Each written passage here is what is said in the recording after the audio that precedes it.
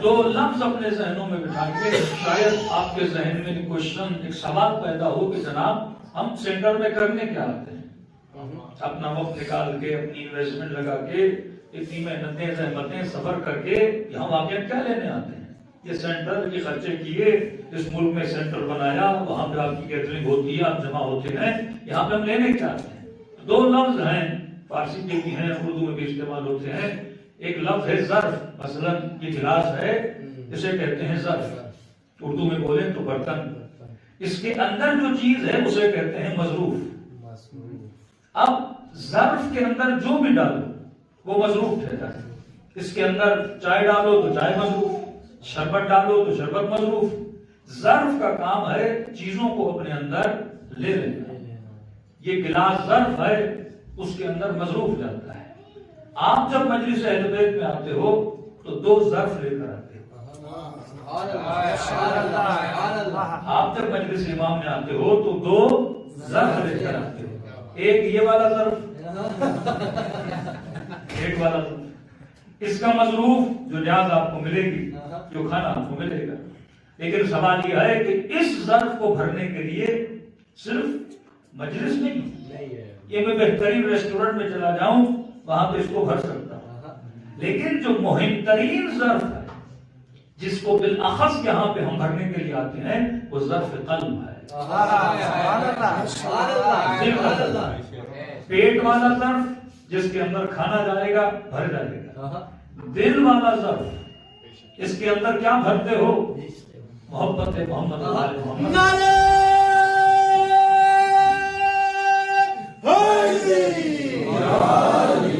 یہ جو ظرف ہے اگر یہ سینٹر نہ ہو، میرا سوال یہ ہے آپ سینٹر سے باہر گئے، باہر کی دنیا آپ کے ظرف میں کیا بھر رہی ہے؟ آپ روڈ پہ چل رہے ہو کیا بھرے جا رہا ہے؟ آپ یونیورسٹی جا رہے ہو کیا بھر رہے ہو؟ آپ دکان پہ جا رہے ہو کیا بھر رہے ہو؟ آپ کسی گاڑی کو دیکھ رہے ہو تو کیا بھر رہے ہو؟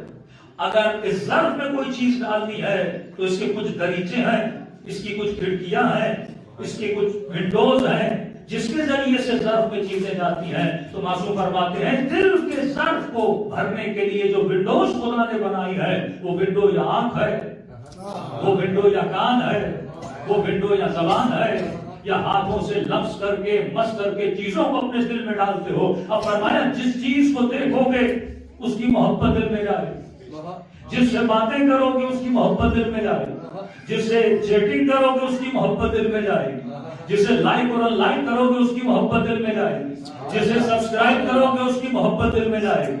اب یہ پورے 24 گھنٹوں میں جو تو دیکھ رہا ہے وہ محبتیں دل میں ڈال رہا ہے، لیکن دنیا کی محبتیں دل میں ڈال رہا ہے۔ اگر محبت محمد اور آل محمد ڈالنی ہے تو تجھے سینٹر میں آنا پڑے گا، ذکر محمد اور آل محمد سننا پڑے گا۔ یہ واحد وہ مکان ہے جو تمہارے ظروف کو عشق محمد اور آل محمد سے بھر لیتا ہے۔ اور یہ ظرف اتنا حساس ہے کیونکہ اگر ظرف میں جس محبت کو ڈالو گے وہی محبت تجھے اپنی طرف کھینچے گی، کیونکہ ہمارے وجود کی جو گریوٹی ہے وہ قلب ہے۔ دیکھیے یہ جو گریوٹی کا کانسیپٹ ہے نا، ایک ہے گریوٹی بالجبر، ایک ہے گریوٹی بالاختیار۔ ایک چیز میں کشش ہے لیکن بالجبر ہے۔ مثلا ممبر سے میں نیچے کودوں اور میرا دل ہو کہ نیچے نہ جاؤں اوپر جاؤں، لیکن جاؤں گا کہاں؟ نیچے جاؤں گا۔ پہاڑی سے آپ کودیں اور آپ کا دل ہو کہ آپ اوپر کی طرف جائیں، لیکن آئیں گے کہاں؟ نیچے آئیں گے۔ مطلب میرا دل نہیں ہے نیچے آؤں لیکن مجبور ہوں نیچے آنے کے لیے۔ یہ گریوٹی ہے، یہ کشش ہے، جابرانہ کشش ہے۔ میں چاہوں نہ چاہوں نیچے گروں گا، ٹشو پھینکوں چاہوں نہ چاہوں یہ کہاں جائے گا؟ نیچے جائے گا۔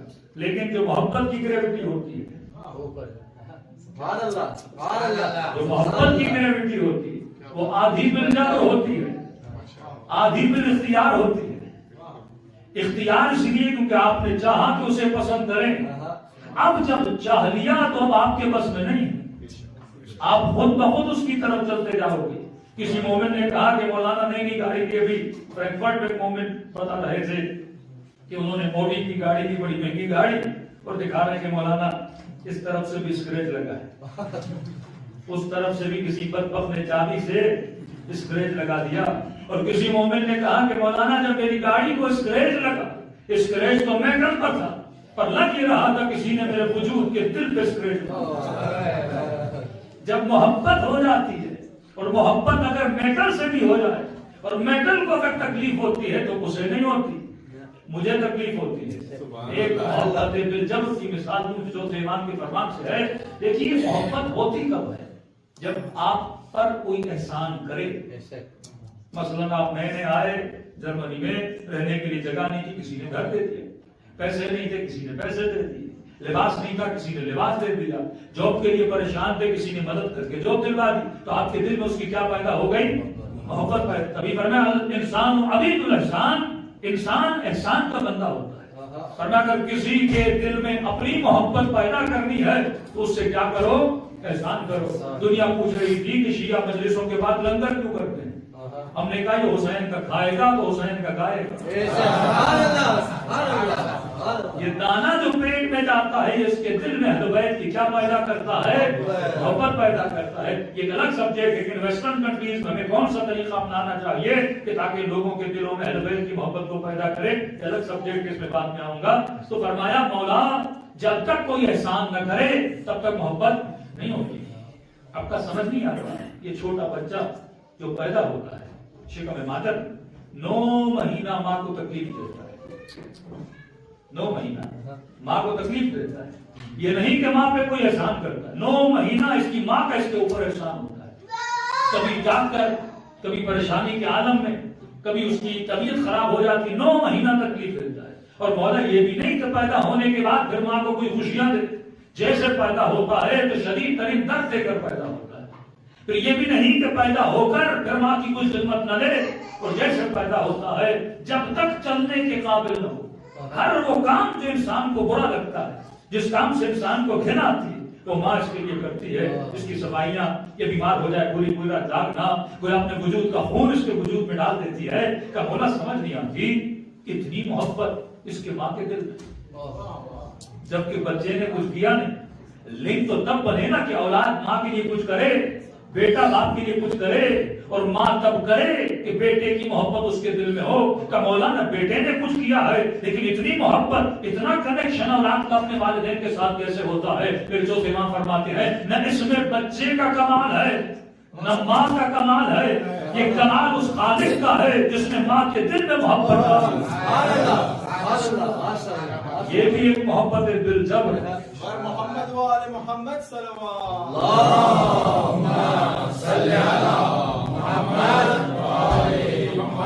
اس میں ماں کا اختیار نہیں ہے.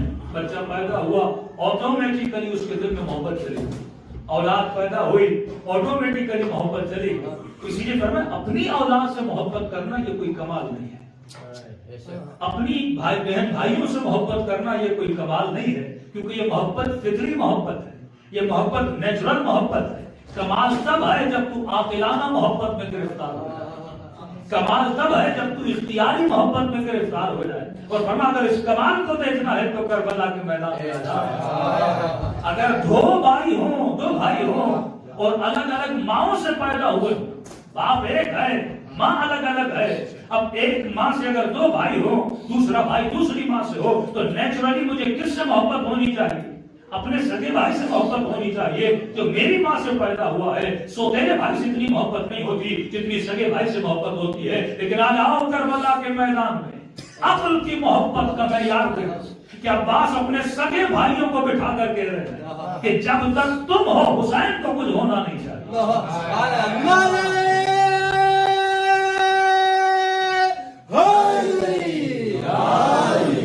یہ ہے عقل کی محبت. اب بھائی کہہ تو سکتے تھے بھائی ہم سگے ہیں اور ہمیں سوتیلے پہ قربان کر رہے ہو، تو جواب دیا ہم ام البنین کے بیٹے ہیں، تو فاطمہ زہرا کا بیٹا.